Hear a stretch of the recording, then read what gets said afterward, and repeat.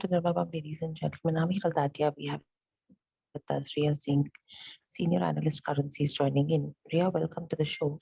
Ria, my first question coming to you is overall, how are you seeing the dollar index pan out? Well, dollar index did gain strength on the tensions between China and Taiwan. Now, in the intraday or today the news is coming in that China has drilled 4 ships to sail around Taiwan's danger zone. So I think unless the military drills that the China is carrying out gets over, there will be some pressure into the market, and same will be reflected into the dollar index as well. So it started the China started the military drills on 4th of August, and it will go on till 7th August. So until then, I think there will be some market pressure, and you can see dollar index testing 106.50, levels. I think it will die down. The Once it gets over, the event will get once the event get over, it will soften again a bit towards 105, levels. But that will be the max downside. I think the dollar index will go on, because if you look at the Fed balance sheet now, as promised, according to the Fed, $150 billion was supposed to be squared off into the balance sheet, but only 10 billion have been done so far. So liquidity is still into the US economy. So the inflation will stay at its prominent peak unless the liquidity gets out of the US economy. Just by doing rate hikes, what Fed is doing is raising the borrowing cost. And so but for the liquidity to get out of the market, they have to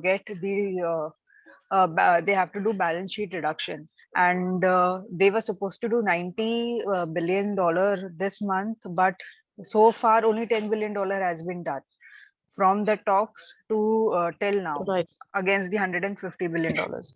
So I think that is something why we are not seeing very drastic fall into any of the domestic market. So once the Fed Right. starts aggressively even removing the liquidity, then the dollar index could head again towards 109, 110 levels. But until then, uh, as far as Fed is taking easing of stand on the liquidity reduction from the market, you could see dollar index hovering between 103, 107 levels. Right. So with this, how are you seeing the impact on the Indian rupee and the euro and the pound as well? Well, for the pound, there is a Fed rate hike. Sorry, for the Bank of England will be conducting its policy meet today, and from that there we are expecting that it could go on for a 50 bips rate hike. Take into consideration the inflation is sticking above the 9% level. Even after doing 5 consecutive rate hikes of 25 bips, it is not putting any dent into the inflation numbers. So I think a more aggressive stand is required here. And since even ECB has taken an aggressive stand with raising the rates to 50 bips, Bank of England could be going from 25 to 50 bips in this meet. I think for the pound, it will still not be a major, news that could push it onto a very aggressive positive zone. So take into consideration the economic numbers are very weak. They are still struggling economically, politically, and like I said, political instability is still there. So I think the maximum pound USD could test is 1.23 levels, 1.2 to 1.23 levels, and it will again come towards 1.20 levels. So all in all, JPB INR for JBP INR 9740 will be a very important resistance levels.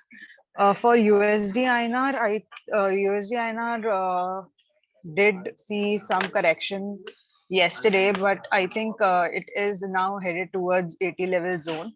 Buying on the dips is something that one could go for.